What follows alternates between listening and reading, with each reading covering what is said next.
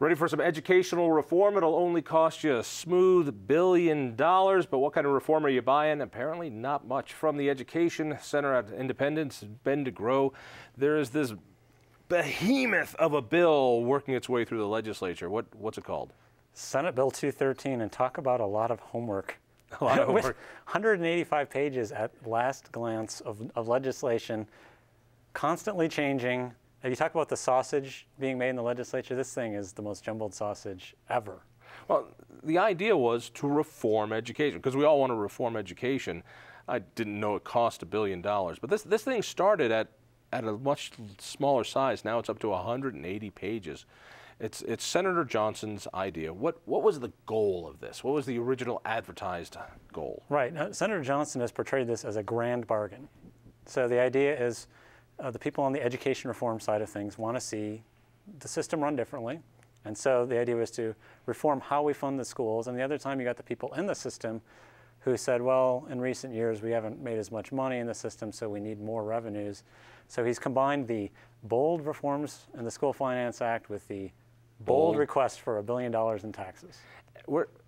So in order to have the reforms, you need to have the taxes. That's right. Why can't you have reform without the taxes? Well, they would say that in the last several years in the legislature, we've done a lot of reforms. We've reformed how we evaluate teachers. We've created higher standards for the classroom, et cetera, but no additional funding came with it. So because we've done all these things in the past, now we need to go back and raise the funds. What do you mean no additional funding? We passed this thing called Amendment 23, which guarantees that even when the entire budget goes spiraling downwards, the amount spent on education in real terms has to keep rising and rising and rising. Right. And how is there less money in education? Well, if you look, am I off on this one? No, if you look at the long term, you're right. Like over a 10-year period, you're going to see more dollars per student, real dollars, in Colorado K-12 education.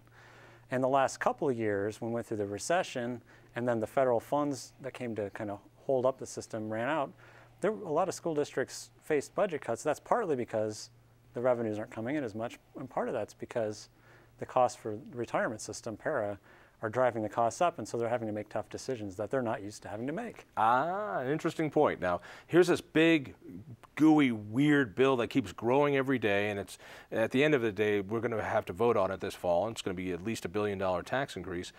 Some suggest that this is not about educational reform. This is about bailing out a failed public retirement system that's billions of dollars underfunded, and so tell me, this money that's going to come, it's all going to go into the classroom. It's not going to go into overhead. It's not going to go into salaries. It's going to go to the classroom, not into retirement benefits. Wish I could tell you that, John, but that's just not the case. So a couple of years ago, in 2010, the legislature tried to fix the problem of para by increasing the burden of school districts having to contribute to their teachers and their other employees' retirement systems. And every couple of years, this amount is having to be ratcheted up, but without a ton of extra money to come in to the system, they're not going to be able to sustain the services in the classroom and pay for those retirement benefits at the same time. The Senate Bill 213 doesn't have very much reform in it. Probably the biggest change in the system is, instead of just counting the kids on October 1st, we build the whole funding formula around how many students are in their seats more or less around October 1st. This says we're going to look at how many students are in their seats over the course of the whole year. I think that's a good thing. I just don't think it's worth $1 billion. Let me see if I get this back. So the big reform is that today we have this, whatever, 1 day a year, and the whole state counts how many kids are in their seats, and that's how much money your school gets. And so on that day, they give away free pizza and free popcorn or whatever it is to get kids in. And that's kind of odd, because if you have a bunch of sick kids, you get less money, and if you have a lot of kids who show up for some reason, you get more even if they leave the next day. So this says, let's take a look at the average over the year.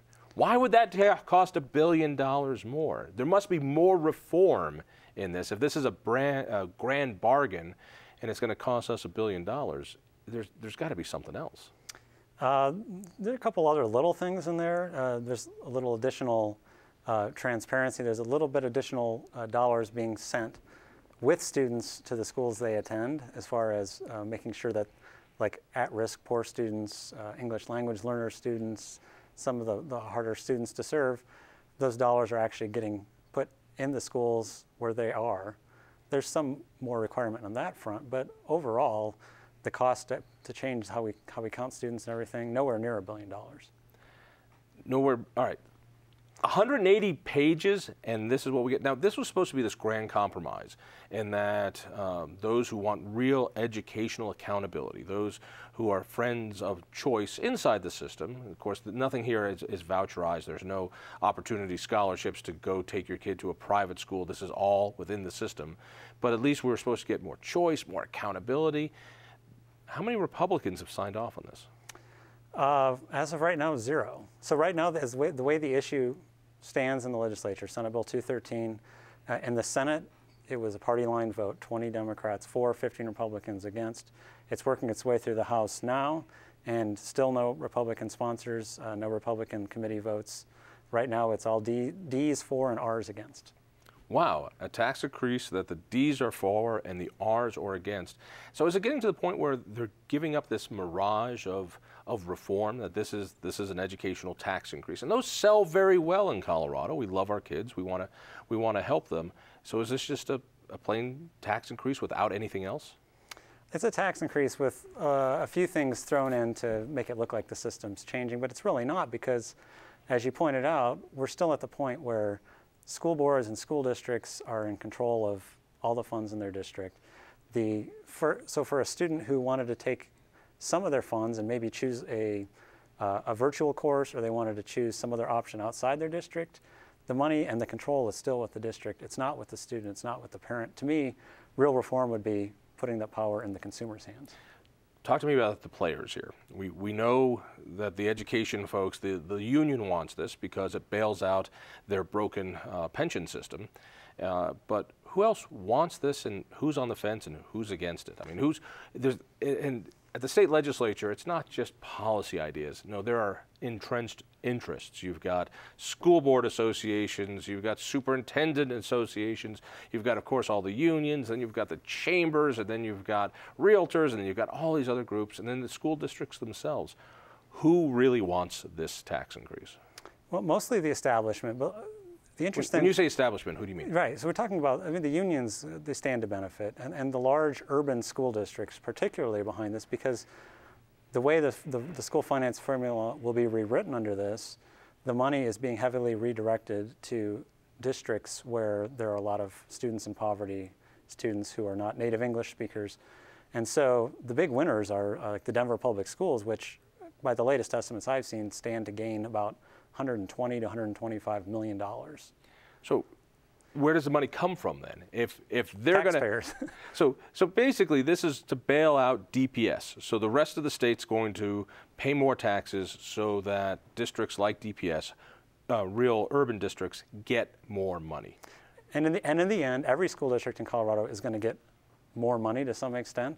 The question is, if you live in like a Douglas County, a suburban area, then your taxpayers are going to be paying a lot more of this $1 billion tax increase, and the local schools are going to be getting a smaller share, whereas if you're living in Denver, your school is going to be getting a bigger share. So in other words, if Douglas County wanted to raise taxes, they could say, all right, for the same amount, let's raise taxes, but let's keep it here in Douglas County. They would end up with a lot more money than this deal, which would say we're all paying a lot more in Douglas County, but we're shipping it to Denver. We're going to raise it in Jeffco. We're going to ship it to Denver. It's kind of like RTD. Everything goes to Denver. So this is just another Denver-centric tax increase. Right. Yep. So Denver, Aurora, and some of the poorer rural districts are the big winners.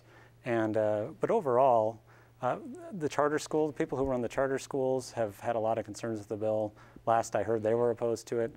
Some of the business groups, like the chambers, they've been kind of on the fence. They've been saying we like some of the ideas in the bill, but we're not ready to hop on board the tax increase. I love how fluid this crap is, and that the chambers, well, we kind of like it unless it's good for us, and then we won't like it. And the charter schools, they hated it at first, and then they tried to sweeten more money in for charter schools. So charter schools said, all right, we're in now. They're out again. It's like this huge political hokey pokey of who gets more. So in other words, if our guys pay less than we get, we're in, and if we pay more than we give out, then we hate it. And so it's not about education. It's about the money. And tomorrow the bill may look different, but at the end of the day, we're talking about a $1 billion tax increase. We don't even know what that tax increase is going to look like. All these different versions floating out there. So. Let's talk a little bit about the tax increase, because we will be voting on this. They can't pass it, thanks to the Taxpayer Bill of Rights, without us voting on it. And instead of the legislature putting together what the tax increase looks like, they're going in a really different route. They're going to put a tax increase through the initiative process. I don't quite understand why they're doing this. So you have the left hand doing one thing and the right hand doing another, and more than 20 different initiatives were filed. And we still don't know which one, some version of an income tax increase. We've heard a lot of interest in a progressive income tax increase, which would hit high earners really hard. And I'm sure the business groups wouldn't like that. But originally, the way this bill was set up, nothing would go into effect without a tax increase, and the tax increase, there was no time limit on when it could happen.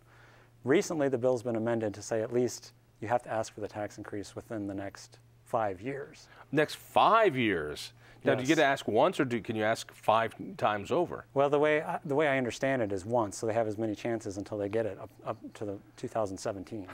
All right, so let me see if I got this one. Yeah. So the legislature says, we're going to do this reform, which isn't really a reform, but there has to be a citizens initiative to fund the reform, otherwise it doesn't happen. And so the citizens initiative, now the guys who are on the inside, have put in over 20 different proposals to raise taxes, and they'll test each one to see which one they like. They'll go forward with it if it happens this year.